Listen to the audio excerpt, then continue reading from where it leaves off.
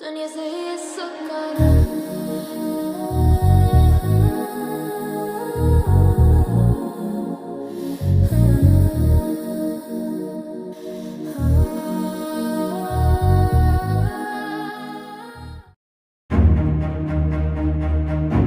Good evening. Thank you for joining us.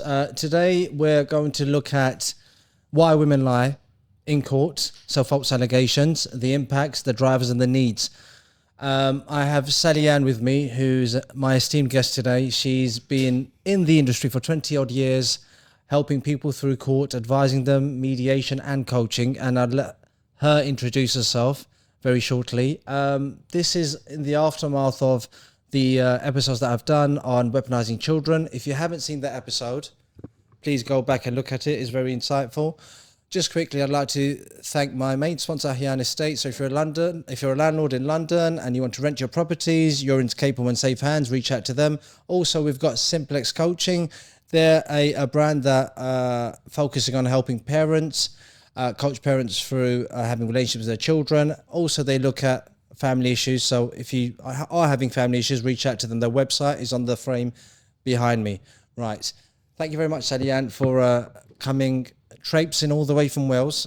We appreciate you and appreciate you coming down. And hopefully, God willing, inshallah, I hope we can benefit our audiences and really address the crux of why women lie, what are the drivers for them lying, and the impacts. So quickly, before we do start, if you can just broadly give us a summary of what your expertise is in this field or area rather. So I've got a therapeutic background, Right. also business management, and created and delivered procured services for the government. All of that has been around family support, also education, drug and alcohol, child protection. The list is long. Part of that training is also I'm a licensed practitioner for parenting, the Circle of Security Parenting, which is court appointed. I'm also a qualified coach. So my background has been about 30 years. Wow. In supporting people in some way or another, or designing services that support people. Large proportion of that has always been either in criminal court or in family court. And again, I've managed teams that have delivered services that support people going through those processes. Most recently, I've done a lot of research on why families fail, the difference between men and women and how they get the opportunity to parent their children, particularly when they are struggling or they've separated and they're going through the family court process. So, and through this work and the research that I've done, there is definitely major issues that I believe a lot of women don't know are there. Okay. It sounds like, if you haven't already, I look forward to reading a thesis because you've done extensive work and, you know, lived experience and practical experience. And hopefully we can shed some light on your findings and from your pragmatic life experiences. So today's quite a controversial topic.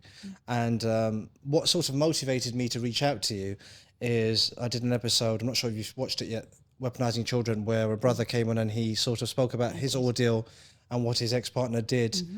A woman scorned. That's the proverb, right, that's used. So let's kick off. Why do women lie and why do women create false allegations? So in order to understand why they lie, we need to understand the emotional drivers. So in a conventional marriage or relationship, ordinarily, so I want to draw out the hyperbole. So if a man is violent towards his wife or is very abusive, psychotic, you know, those sort of heinous things, if you put to aside, because I think when it comes to children, and if a man is violent, then obviously there's safeguarding issues there. Yes. But they're extreme cases. Let's look at cases that haven't worked out because the woman and man has fallen out of love. For whatever reason it may be, because there's a lot of terms that are used now and they're thrown around. So, you know, he's selfish, he's a narcissist. And that term has been around for a long time, but it's much more prevalent in this day and age. And obviously there's massive correlations between narcissism and the use of it from feminists, not sort of labeling anyone feminist. But what I'm asking is, can you sort of explain to me what the drivers are for women, and I'm not saying all women lie. Just want to make that clear to my audience. I'm just saying the women that do lie in court, why do they lie? Okay. So relationships, when they come to an end, there is a recipe for why a woman would choose to lie when they're going through that separation. The recipe is based on a number of factors. There's not one clear thing. So they will live in fear. Okay. One of the things will be fear. The female culture says that a man's going to leave and leave you stranded with children, not going to give you any money, not going to give you any support.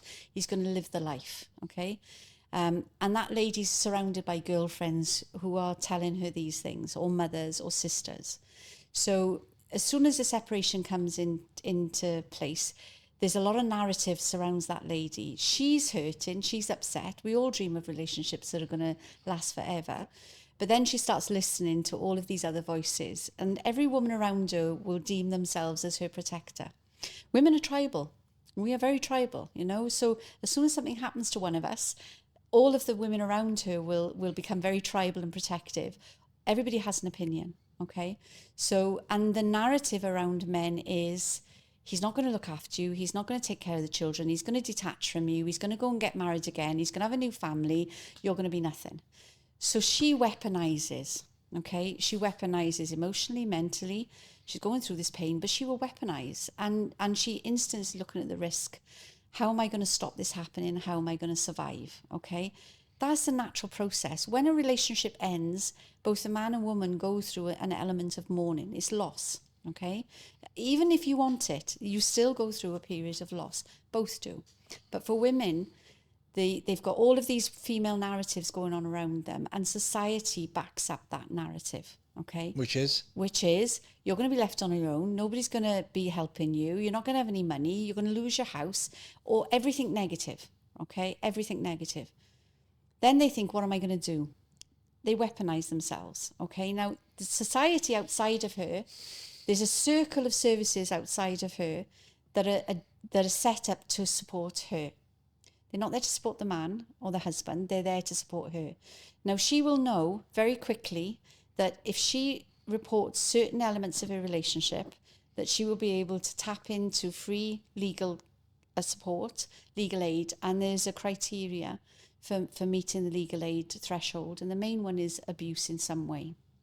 can that be mental abuse or is it physical? It's the if you look at the so all of this is governed under certain acts of law. So domestic abuse has got its own act of law. So whatever the definitions are within that, which is financial abuse, emotional abuse, mental abuse, you know, and the list is long. The list is long. Physical abuse, sexual abuse. So whatever, for her to get all of her weapons in place to protect her, okay, which is what everybody's telling her she's got to do, all right? She will need to consider the relationship that she's been in, all right? And for her, she will know very quickly that the only way that she can do this with all of that support is to think about the worst case, the worst experience she's had with you. Now, I've been in solicitors' offices where solicitors support legal aid. Me or one of my team have been in there, and it is, well, did he ever stop you buying something? It's as simple as this. Did he ever stop you spending any money that you wanted to spend?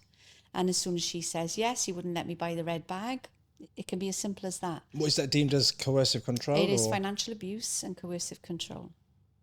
And I mean, I'm a first-hand witness of this happening, and so are some of my team. It's factual, and it can be that simple. So for a woman who's feeling particularly vulnerable, she may have behaviours that are not good, but for somebody who's feeling very vulnerable, all of those emotions, she's grabbing hold of straws. How am I going to bring up 3 kids, 2 kids? He's going to get married. Everybody's telling me he's going to forget the children. He's not going.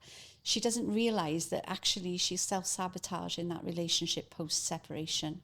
She's all, you know, she is generating what will happen purely by taking steps that aren't truthful and aren't real. You know, the recipe's endless. So,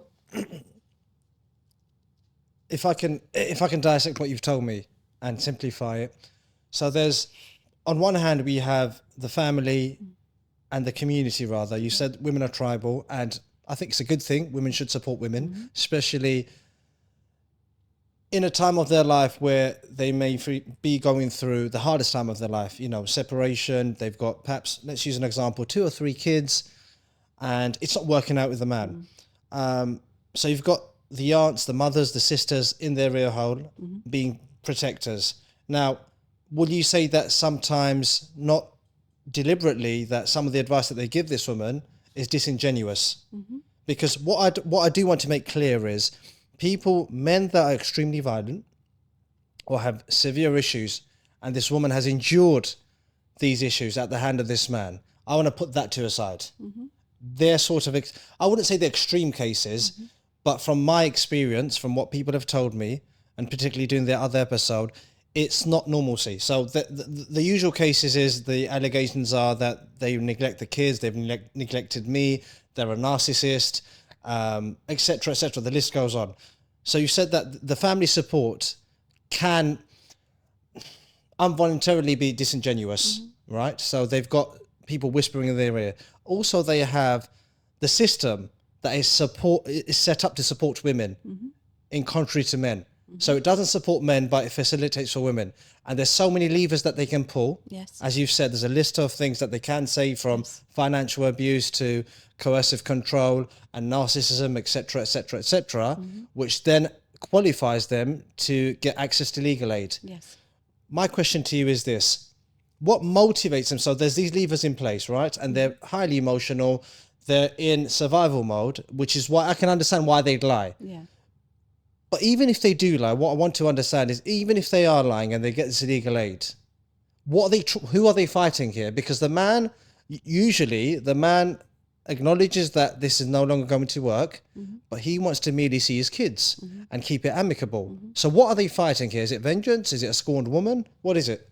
It'll be a mix, and for everyone it's different. Right. For some it may be that you've got a family home, and that phone, we know that if you've got a family home with children in it, finances are separated as well. What's going to happen to me? So you're going to have a group of women that fit in that category. You're going to have women that are scorned. Maybe he's cheated on her. Maybe he has neglected her. Maybe this relationship has not been easy. Forget the domestic abuse. Let's put that aside. Generally, relationships can be difficult. They're not easy. Men will run away. Men, in my experience of working with dads will try to avoid, they may be conflicting and shouting, but they will try to avoid. So they will run away and they will detach themselves from that relationship in some way. This is a consistent breakdown that often takes 2 to 5 years. So by the time it's broken down, there's been a lot of breaks, fractures in that relationship. There's a lot of energy around it. So you didn't clean, you didn't support, you didn't do extra time working when we needed it. You've never cooked dinner for all of us. I'm running, there's lots of stuff. It's packaged, and it's lots of stuff. And so by the time it finishes, all of that heartache, the end of a relationship is a mourning period. I can't stress this enough, because when something separates, you're separating all your dreams, your desires, you're dealing with all the times that you've let each other down. There's a whole package of hurt and pain in there. But when a woman goes into survival mode and a group of women go around them and surround them, it becomes illogical. And what happens is it becomes extreme, very, very extreme. Mums and dads of that lady are going to jump in. They're going to, what have I got to do? Everybody's telling me, I got to be careful. Everybody's giving me advice. It's all different contradicting advice. But she becomes spun, not giving herself time, not having breathing space to look at what's going to happen in the future. Neither is he. You've got 2 fractured pieces. They're not talking anything that makes sense. Neither of them are placing the children right at the centre. They think they are, and they will argue that point. I just want the children to be okay. But what they're doing is they're fracturing that space. And as soon as they walk into the space where they're looking for legal support, we can't do this between us, therefore we need external agencies. That's when it goes. What women don't realise, that's where they become locked into. They think that they're moving forward, parenting, but they're not. Because as soon as you get legal aid involved, with the, you have to make an allegation to get legal aid. Now they've changed it where you have to go through a third party. So if you were making an allegation of domestic abuse, legal aid is saying which agency have you attached yourself to in that claim. So for women, it'll be Women's Aid or Women's Services. Okay, there's not many services for men out there, but for women, it'll be Women's Services. Now, when you tell legal aid, I'm getting support from Women's Services, as soon as that woman enters into that realm, every service in that realm is who dictates whether she's a good mum or not. That's factual. Because if she's leaving a husband who she is saying was abusive to her in any way, the legal support deems that she has to notify. She has to say, I'm at risk, okay? Women's Aid will say I'm at risk. Police, depending on the allegation, police get involved. And at that point, when all of those services gather around her, as well as all her tribe, family, friends, and all grab around her, that's when she doesn't have a say anymore. She thinks she does, but she doesn't. So inadvertently, and I'm not accusing any services, I think these services are vital to protect and safeguard people. If they are really experiencing abuse, they're absolutely vital. Okay, so I want to put that to aside. So people that are concocting lies. Again, the episode for this is why women lie. So what I've deduced from what you've said now is that if there's a woman scorned that hasn't been, there hasn't been extremities involved, so physical abuse or even cheating to some degree, right? But physical abuse, any sort of life-threatening abuses, people always break up. So there are agencies out there, in order to have access to their services, i.e. legal aid, and really damage the man, you have to demonstrate some sort of abuse. Yep. So that's a motivator for a woman to lie, if she wanted to. Yes. Yeah. And what you just said is, when she starts that lie, usually the way lies go is you need to lie to cover up another lie and so on and so forth. And it's a perpetual thing, right? I want to delve a bit more deeper into that. Okay. So if a woman has and does decide to use these services that are readily available to her, you say that then they're sort of stuck in this paradigm that they can't get out of. But let's take a step back. Okay. So the emotional needs, the motivators, you said that women are scorned, high emotions, they go back to their primitive nature to secure and protect, and they're quite scorned. And naturally, that's a natural thing, right? But my question to you is psychologically. So if a man and woman have broken up and there isn't heinous offences that have taken place, and it's purely a woman trying to get her own back on her partner merely because they don't like them anymore, they want to damage them, and they go down this route of lying, and lying to the extent where, and a common phrase that's used is, he's never done anything for me. I've been in an abusive relationship for 4, 5, 6, 3, 10 years. That's what I hear. And a lot of other people hear this. And when I speak to these people that are accused of these crimes, they usually have a completely different narrative to the one their ex-partner is saying.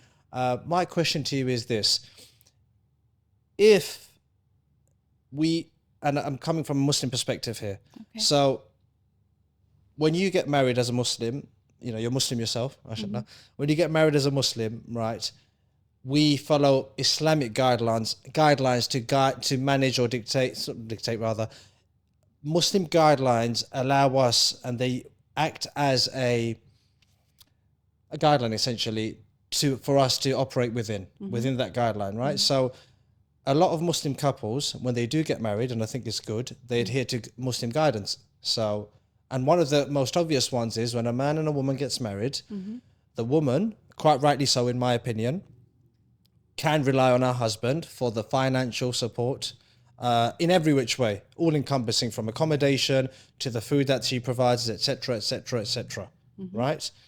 One thing from my observation is that the Islamic guidelines almost stop when things get acrimonious and people part way, and all of a sudden common law, which is English law, gets into it. So you're following Islamic guidelines up until the point where the marriage is breaking apart now, and then you completely switch and you take on the English law, the common law, and Islam, the guidelines under Islam is completely disregarded because of the services that are available to take advantage of if one wishes to do that.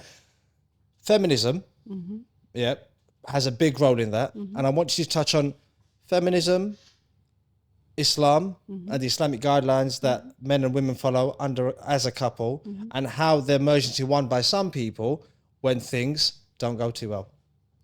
I've said a lot of things there, haven't I? Yeah. Feminism is, as a British ex-Christian raised, now Muslim since 2009 woman who has done the research that I've done and work with now some amazing, incredible professional women. Feminism is literally the worst attack on women and their place in society that I have ever seen. And I have looked back 2,000 years in the research that I've done to look at where women are or were in society. And it is built on a massive amount of misinformation, an incredible amount, modern day and back as far as the 1920. Women, I've noticed that Muslim women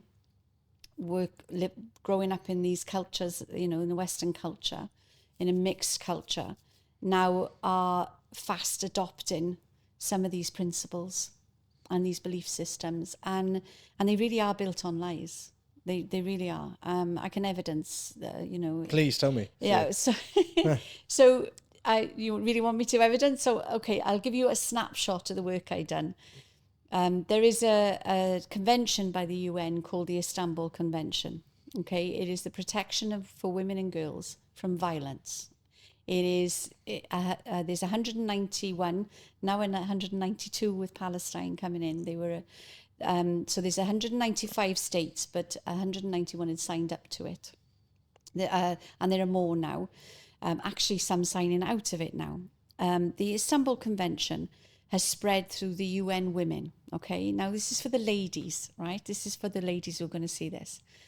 That convention was created in 2011. The UN Women was created in 2010.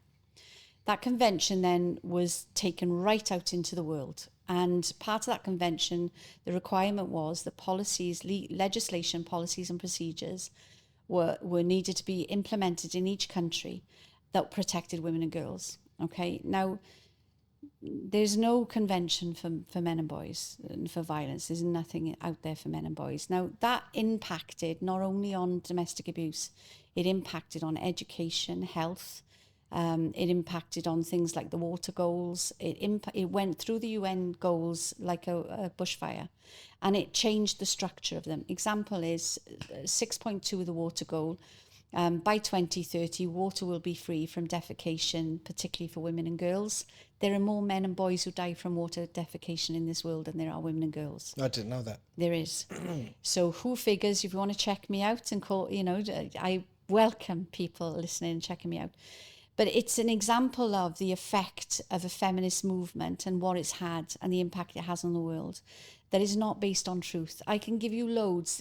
Education for women across the world. One of the biggest things that we see is the statement that women in developing countries are not offered education. In actual fact, there are more women and girls in education in developed and undeveloped countries in the world than there are men and boys. Factual, the evidence there is black and white. So when you come into things like family units, okay, women are coming with that feminist-based statement that I am a victim of everything. I'm a victim of my father, I'm a victim of my brother, I'm a victim of my husband, I'm a victim of society, I'm a victim in my workplace, my health, my education, everything.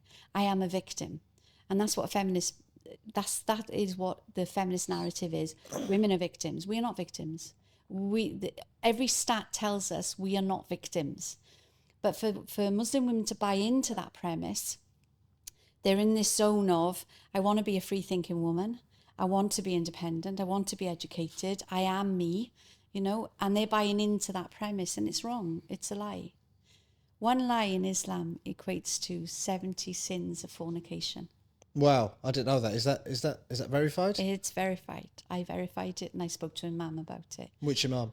He's one in Cardiff. He's one that's close to me. Okay, sure. Yeah, yes. So, but I read because I'm very interested in how women are buying into something that is not true, and the impact on them emotionally, mentally, physically, and spiritually.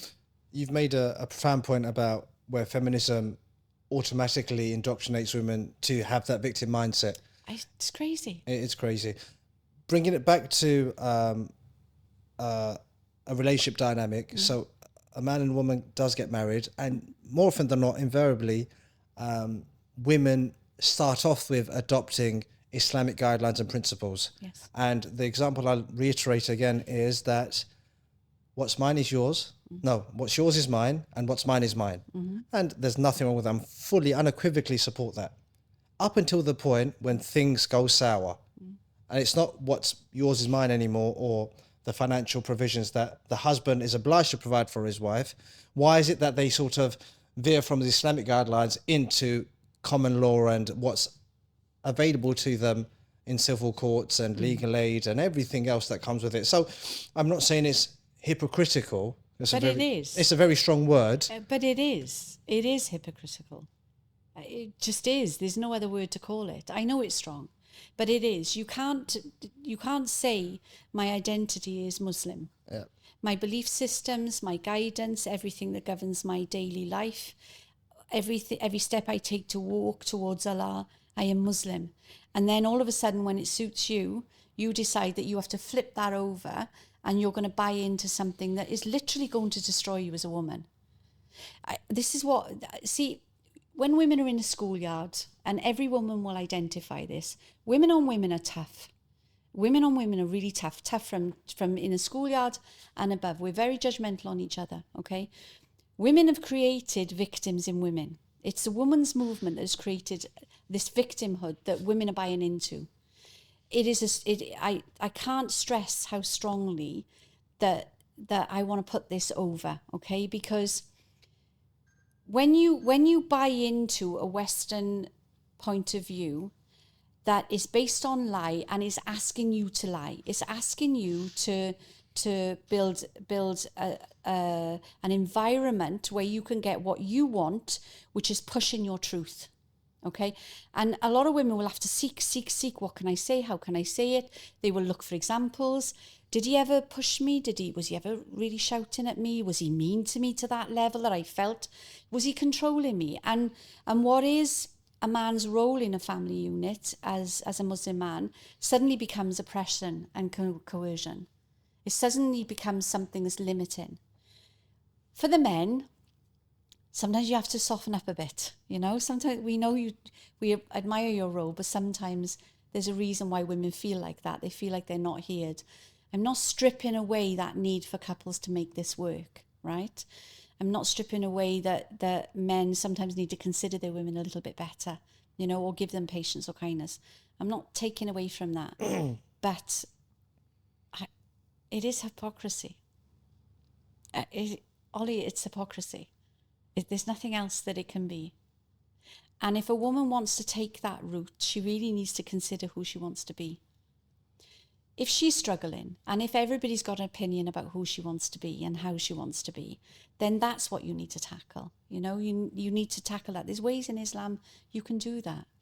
You know, you can be listened to. There's a structure there for you. But to go that route where you're having to lie, or you're manipulating the truth, you know, or you're becoming somebody who ducks and dives, this goes against your iman. It goes against what you're meant to be, you know. Very strong words, and I respect. I respect you being very candid, and I also respect you saying what you're saying from your heart. Could you imagine if I were to say that? That'd have been a massive backlash. But again, I'm a fair man and I'm impartial.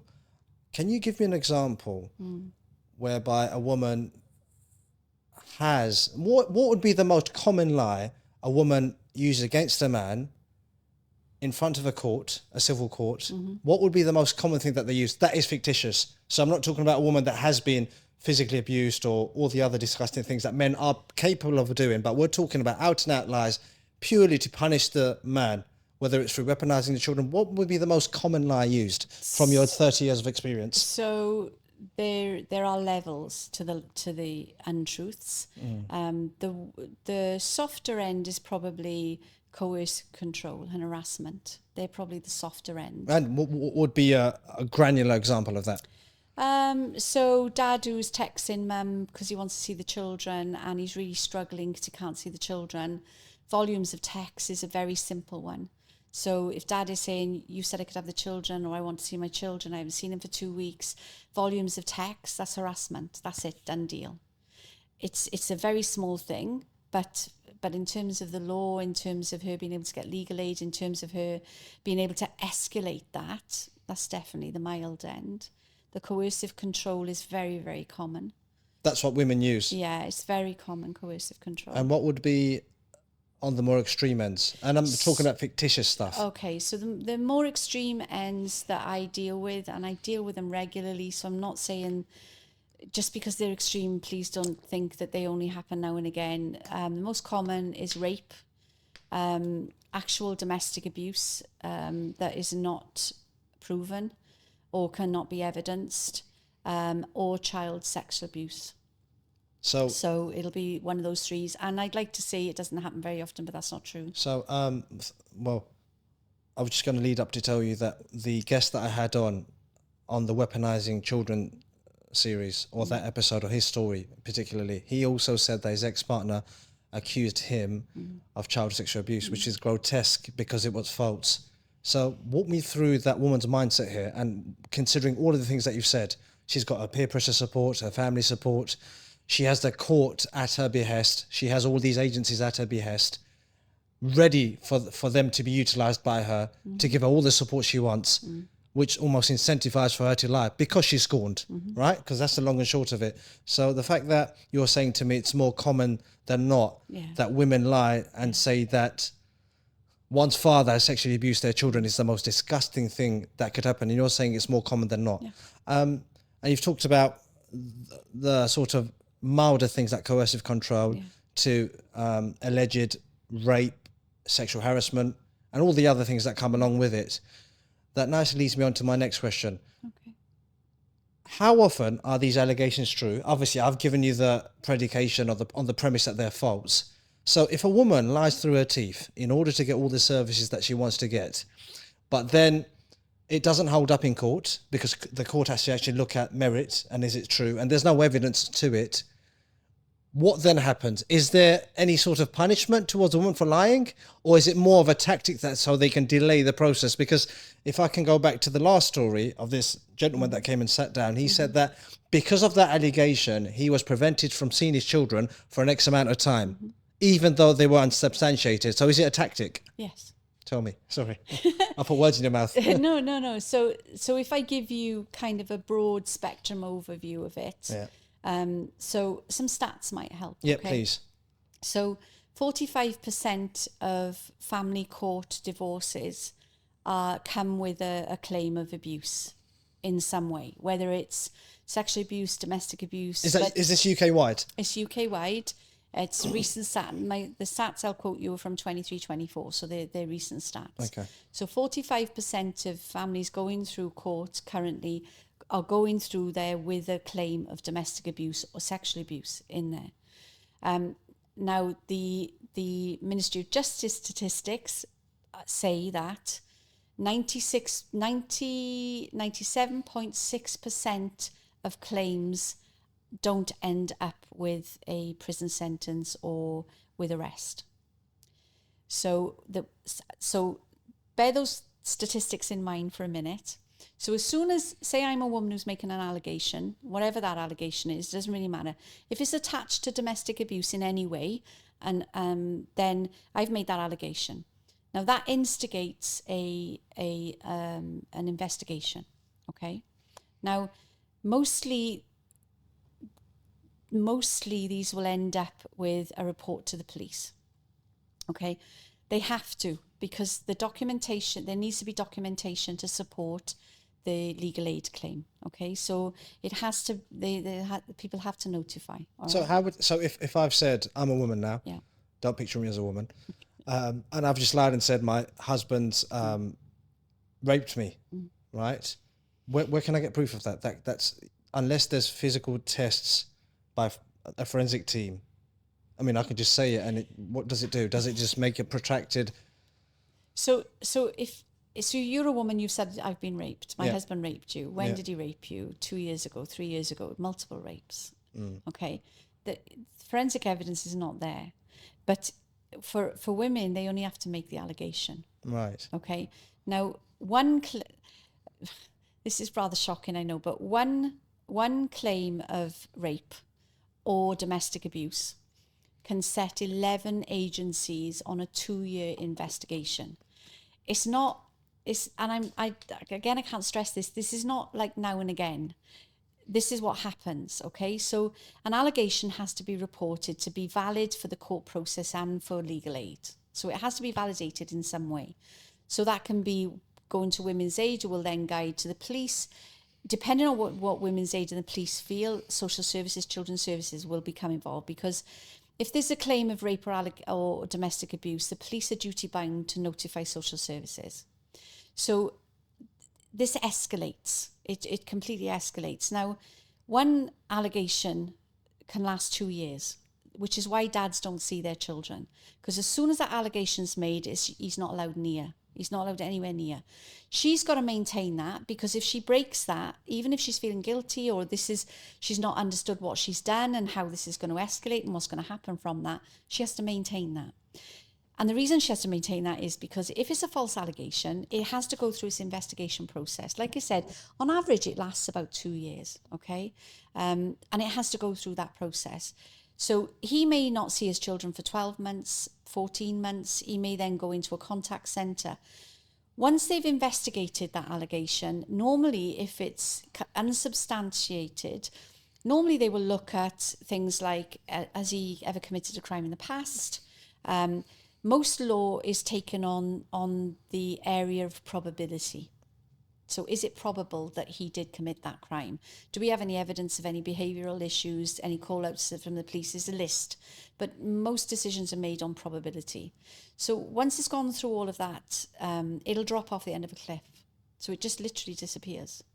Nobody will ring him up one day and say, we believe you, or nobody will ring her up and say, okay, we've done now. It just literally drops off the end of a cliff. So technically, a woman can lie and say, my husband's raped me, to prevent him from seeing his children for 9, 10, 12 months. Yeah. And at the end of it, if the claims are baseless because they're lying from the outset, all of that stress and, because another thing that was profound was the brother that came on last time, he said I think his daughter at the time was 4 years of age and he couldn't see her for 9 months. Yeah. That's 25% of her life. At the time of 4, that's 25% of her life. And it's sad and shocking at the same time. And you say at the end, when it's a baseless, provided that it's a lie. If it's not a lie, like I said, I'm of the opinion and mindset that if you're being harmed in any way, please, there's so many agencies out there, make sure that person feels the full force of the law, because they should be punished. Yeah, because it's disgusting in every way. I'm not saying that, I'm saying people that lie. So when that claim falls off the cliff after 12 months of so much hardship for the man, and the biggest hardship for these men, they turn around and say they haven't seen my child. And usually these children are below the age of 10 at this time, in moment in time where they're still infant. Nothing happens. No. So even though they're vindicated, nothing happens to the woman. No. Does the court, and I understand it's family court, does a family court or the judge in the family court, I actually don't know how it works, does the jury or the judge, if there is a jury or a judge No there, jury, just a judge. just a judge, does he lose credibility for that woman because she's out and out lied? No, it just drops. It just drops. The only credibility, the only time that a woman's credibility is tested in a court setting is when she breaches court orders. So a lot of women, they just breach, and eventually I've seen the court turn and very often say to these women, if I see you in this court one more time, I'm handing your children to your husband. And then she's gone too far, but that's the only time. So it's a strike. So you can, and I use an analogy, you can kick me as many times as you want until I start, get fed up. Or you can kick him until I think it's enough now. Yeah. So it's that feminist, and again, I'm not if I'm connecting the dots here, it's this feminist mindset where victim, victim, victim. So the courts perceive the woman as a victim, and the victim can punch you in the nose and give you a bloody nose for about 5 or 6 times until they break the nose. Yeah. Was that a bad analogy, or does that make sense? No, it makes sense. And I mean, for me, I've supported women that have been raped by their husbands. I've supported women who've been absolutely battered and hospitalised by their husbands repeatedly, you know. And one of the things that hit me at some point in my career was, for all the women who lie about this, what they're doing is they're weakening the ability for a woman to be able to, because I've had police officers say to me, when we have these allegations, what can we do? We have so many of them that turn out to have no evidence, or this guy has never spoken a bad word against anybody, done anything wrong. It loses the credibility of those women who have been raped, who are telling the truth, you know? So for me, it's a double-edged sword. So, but her ability to walk in that courtroom and spend 2 years going through a process that comes out the other end where she's not challenged at all. The only time I've ever seen a woman challenged through this is when the husband has said, I don't care what happens, I'm taking my own action, and they've taken civil action for accountability. There are ways, depending on what's gone on in their case. Oh, so And they the can take husbands separate civil take action. civil action. I'm presuming that costs a lot of money. It costs a lot of money. So, and to be honest with you, I think more men should do it. Take civil action. So countersuit. Because sort of the court, to some degree, the court's hands are held tight. All of their processes and their policies are geared up that whatever that woman brings to there, they have to protect her at all costs, and the children. So they I agree with that, though. I think women and children should be protected, and I'm not blaming the courts. It's these people, that women in particular, that do lie. Yeah. They need to take accountability. Because you made a very profound point, and I'm going to interrupt here, that those women that are battered black and blue, and those that are raped, that need all the protection that they can get. Yeah. If you're diluting them. You are diluting them. If you're diluting. You can't imagine what it is like for a woman to be raped. You can't imagine what it's like for her to not know whether her husband's walking in the door that day and he's going to hurt her in whatever way he does. You can't imagine what it's like to live like that. And then when you have a group of women who, for their own ends, are choosing to lie about that, for me, it's, when we talk about women on women, women pushing women down, that is a form of abuse, woman on woman. To me, it is. You're completely disrespecting the heart, because it's awful. It's awful. I mean, I've worked with women like that, and it diminishes that. So it's disrespectful, you know. I mean, there's loads of things that we can talk about. I mean, one of the things I'd like to say, and this is for the professionals, okay? I've done the costings. I've looked at how much it costs for one single false allegation, not multiple, one single.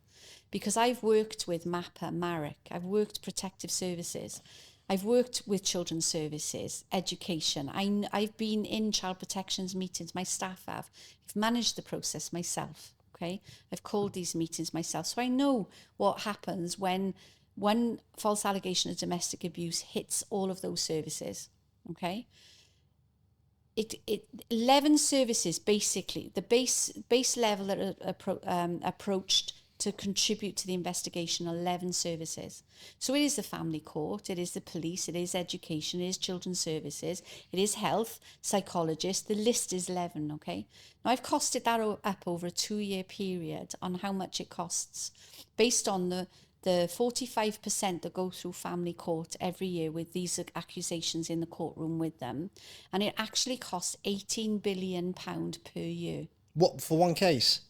No, so one false lie. So one allegation, I've been raped. One allegation, I've been raped, takes those services through 2 years of investigation. That's the average, right? So 45% of the cases every year, right, that go through there, that will instigate those investigations for a minimum of, it's normally around 18 months to 2 years is the average time. So that 45% cost British taxpayers £18 billion a year. Staggering. If 18 billion. If I can just hold you there, and we'll definitely have a part 2. Okay. Thank you very much for watching. Hopefully this has benefited, and we've looked at the emotional drivers, the whats and the whys. Some women, those that do lie for the sake of lying. Part 2 of this, which will be following this episode, we'll look at the impacts it has on the children and wider society. Sally Ann's mentioned the taxpayers. So hopefully you've benefited, and I definitely want to see you on the part 2 of this episode, because we'll be looking at the impacts and delve more into statistics and how much it costs and the wider impact. So thank you very much for watching, and I'll see you on part 2.